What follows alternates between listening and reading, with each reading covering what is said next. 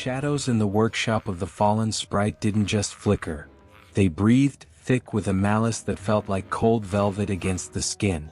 Long before the world learned to fear the frost, there lived a creature of pure, jagged spite who crafted a mirror designed to erase the very concept of beauty. This wasn't a simple looking glass, but a window into a fractured reality where every sunset looked like a bruise and every kind word sounded like a dying breath.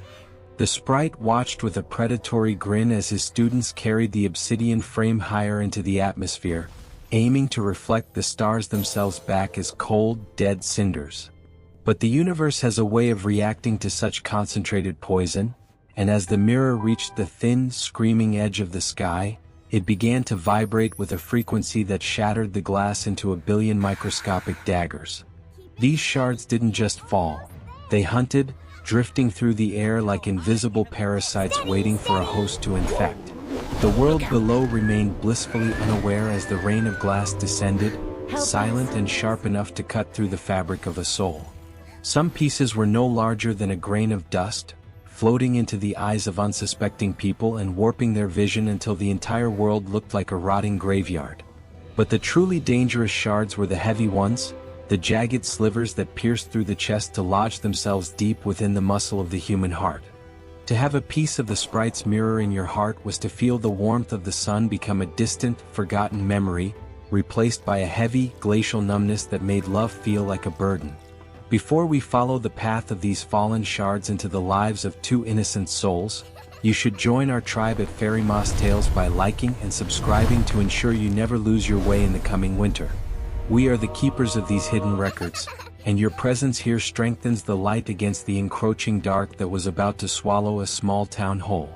In that town, where the houses leaned against each other like tired old men, lived Kay and Gerda, two children whose connection was the only thing brighter than the summer sun. They weren't siblings by blood, but their lives were woven together by the rooftop garden that bridged their windows, a lush sanctuary of scarlet roses and fragrant herbs where the bees hummed a golden melody. For years, they existed in a bubble of shared stories and secret smiles, believing that the world would always smell of damp earth and blooming petals. But the sky above them was changing, turning a bruised shade of purple as the first snowflakes of a legendary winter began to drift toward the cobblestones. Gerda watched them from behind the glass, remarking that the flakes looked like white bees swarming in the cold, unaware that the queen of those bees was already watching them from the shadows. Kay laughed, his breath fogging the window, until a sudden sharp gust of wind forced a microscopic sliver of the sprite's mirror directly into his eye and another deep into the center of his chest.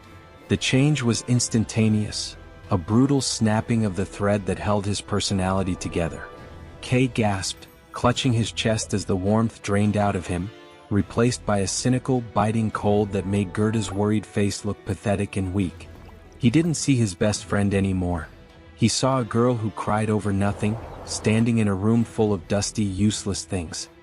He stood up and kicked the rose boxes, laughing as the delicate petals were crushed into the dirt, feeling a strange, intoxicating power in the destruction of something beautiful. Gerda reached out to him, her heart breaking at the sudden cruelty in his eyes, but he shoved her away with a strength that felt inhuman. He sought out the company of older, harder boys, learning to mock the very fairy tales they used to read together, finding joy only in the sharp, logical patterns of the frost on the glass. He felt like he was finally seeing the world for what it truly was, a cold, empty machine, but he didn't realize that his own heart was rapidly turning into a block of unyielding ice. Winter took a firm, suffocating grip on the town, turning the streets into white tunnels where the wind howled like a wounded animal. One evening, as Kay dragged his sled through the deserted square, a massive sleigh carved from solid bone and draped in white furs glided silently out of the blizzard. The driver was a woman of impossible, terrifying height, her skin the color of a frozen lake and her eyes two chips of polished, lifeless diamond. She didn't speak, but she smiled, a gesture that held no heat and promised only the silence of the void. Kay, drawn to the absolute logic of her coldness, tied his sled to the back of her sleigh, feeling a surge of adrenaline as they accelerated into the blinding white. They rose into the air, the wind screaming in his ears until the sound became a physical weight, and as the town vanished below them, the Snow Queen pulled him into her lap. Her kiss on his forehead was a sensation of absolute zero, a cold so intense it felt like a white-hot brand, erasing every remaining memory of Gerda, the roses, and the boy he used to be. Spring arrived like a half-hearted apology, but Kay did not return with the melting snow. The townspeople whispered of accidents on the river and dark omens in the woods, eventually settling into the comfortable grief of assuming he was dead. But Gerda lived in a state of constant, vibrating intuition. She could still feel the phantom pull of their shared soul, a thin silver cord stretching toward the desolate north. One morning, driven by a desperation that burned hotter than the sun, she walked down to the river and offered it her most prized possession, her red shoes, in exchange for the truth.